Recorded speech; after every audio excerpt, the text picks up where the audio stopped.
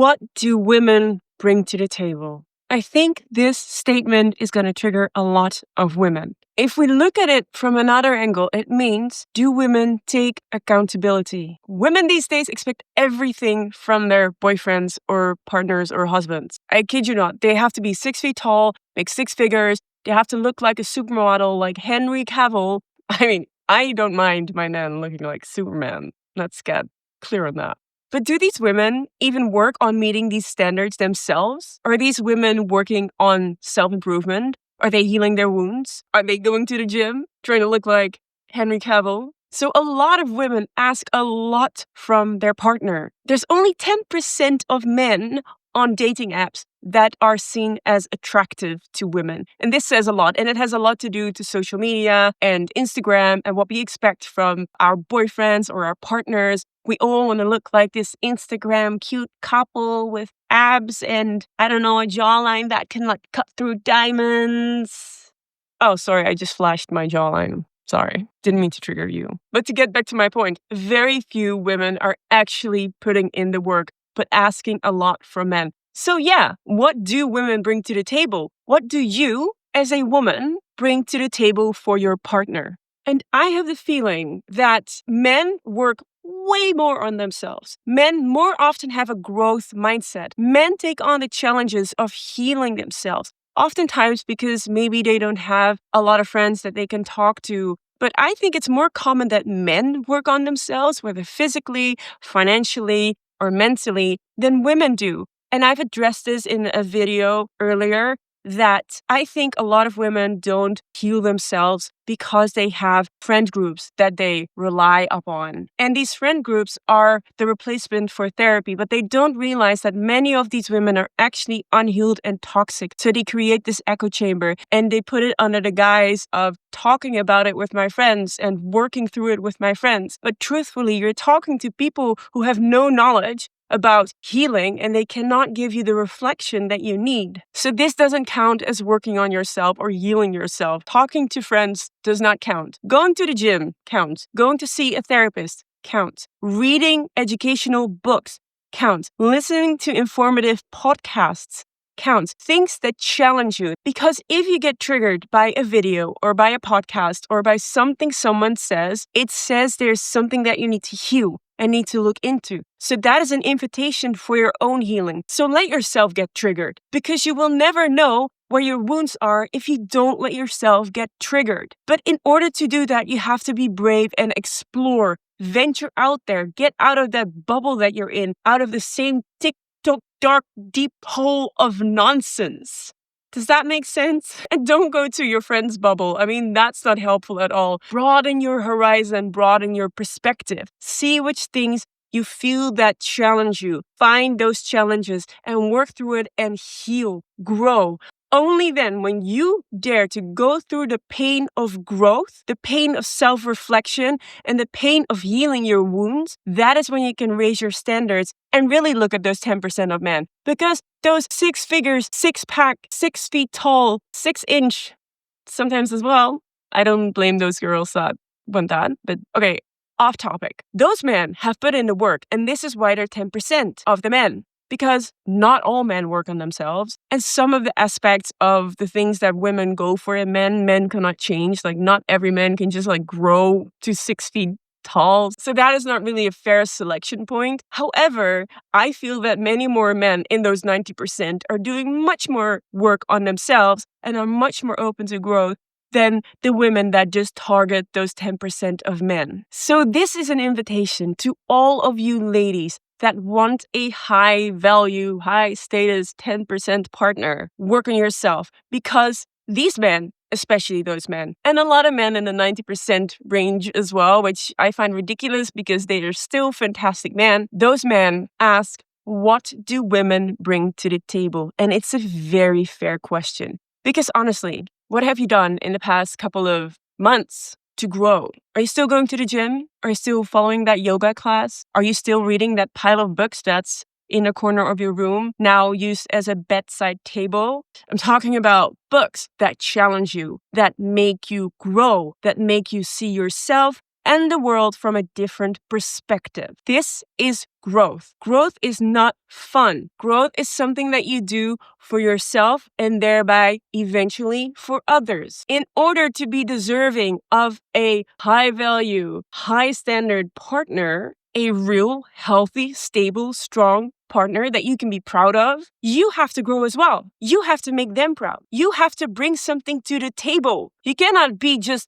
lazy daisy from the corner of the street who is wearing sweats and looks like she hasn't showered for a week, and then think like, I expect my partner to be 6 figures, go to the gym every day, while you haven't seen the gym from the inside for the past 6 years, maybe, if you've ever been. And I mean, not going to the gym to just be on the bicycle and swipe away on TikTok. I mean, lifting things, doing hard stuff. Going to the gym is not fun. This is why you have not gone to the gym for a while, because it takes work. It's painful. It's tiring. You don't feel so good during the gym, or maybe the day after. Your muscles hurt. This is growth. Things need to tear and be challenged to grow. It's the same with you. We need to tear your fabric of expectations and broaden your perspective and grow. The growth mindset means looking at yourself and seeing where you can improve. If something goes wrong, not blaming other people, because this is what women really like to do, not take accountability for things that went wrong in their life. No, let's just put it on other people, on my friends, on my colleagues, on my boyfriend. But me? No, I didn't do anything wrong. Women are so bad at taking accountability and doing the work. So be different from all women. If you want that 10% guy or a good healthy partner in the 90%, because they are in the 90% too, if you just set realistic expectations of men. Once you start healing, you will see that you will be able to attract a person like that, because you will be able to talk about how you've grown and what you're working on.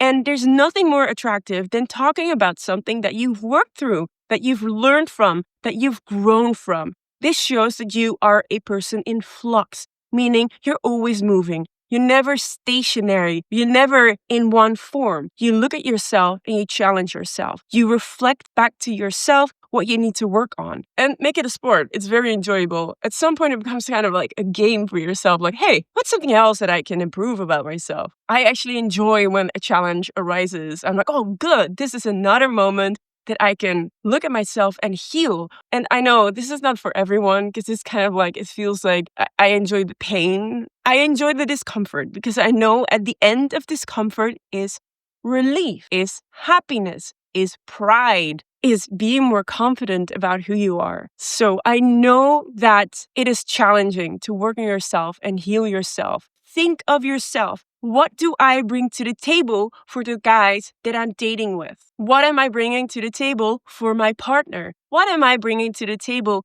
as a person in society? Not just being a consumer, but also someone who gives something in return to the people around her. How do I contribute to society? Is it to be a good human? Because that is a core value for me. I try to be a good person. I try to be helpful to people. This is also why I started this YouTube channel, because I saw injustice towards men. I saw men didn't really have equal rights. So I'm trying to address that. This is my gift to society, I hope. This is only something that I could have seen because I've done the healing, because I'm not so caught up with my own ego anymore. If you stop caring about your own ego, if you heal those wounds, if you work through your own ego and your issues and always the me, and oh, woe is me, and the victim mindset that many women have, this is why they put the blame on others. They're not taking the accountability, and therefore they cannot look outwards and expand and give back to the world. And this is why many women are takers and not givers. They have not dealt with their issues. They've not taken accountability for their pain and their healing, and therefore they're still in a victim mindset, and therefore they expect the world to give them because they have nothing to give back, because their cup is empty.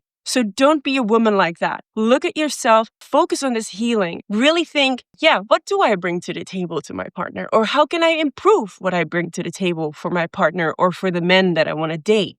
And you can do this via journaling. Meditation really helped for me to quiet the mind and really see what is going on in my head and where my thoughts are going. And after meditation, you can journal about it and you can write down what is going on in your mind, this helps you take a step back from your thoughts because they're out of your head and you can revise them. And then you've already created a sort of distance and you can look at it as a friend would look at your issue. It's not really your issue anymore because it's outside of your mind. And there's nothing worse to anxiety than rumination. So start with journaling, start with meditation. You can start with 5 minutes of meditation a day, a simple meditation, just focusing on your breath, and then journal about where your mind kept going back to. If you get triggered by something, write that down and try and take the distance. And what meditation also helps you do is create space between trigger and response. So if you're triggered, meditation will help you create space before you react. In this space,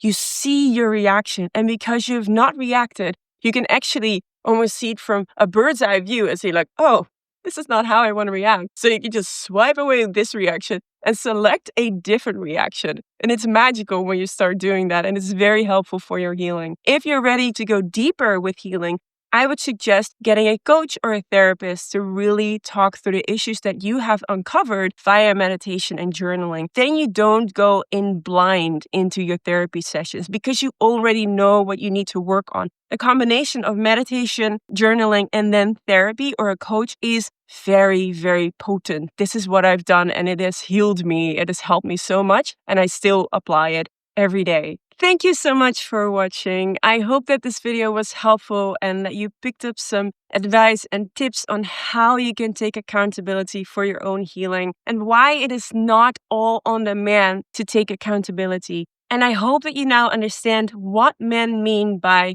the term, what do women bring to the table? If you found this video helpful and you want to deep dive on your self-development, your growth, or better understanding men, I would suggest checking out the pinned comment below. It has a playlist to all of the videos that I've made regarding this topic and how we can understand men better and really get to equality between the masculine and feminine dynamics in relationship, but also in society at a larger scale. And also something very cool, you will find the link to the book that I'm writing called The Shadowside of Feminism, wherein I write about how feminism unintentionally casts a shadow on modern men and how we can rebalance the masculine and feminine dynamic. Now, if you liked this video, please check out this video next. I think it's perfectly in line with this video. Don't forget to like and subscribe. It really helps my channel grow and reach a broader audience. And if you know someone who needs to see this video, please share this video with them. Thank you so much for watching again, and I hope to see you in the next video.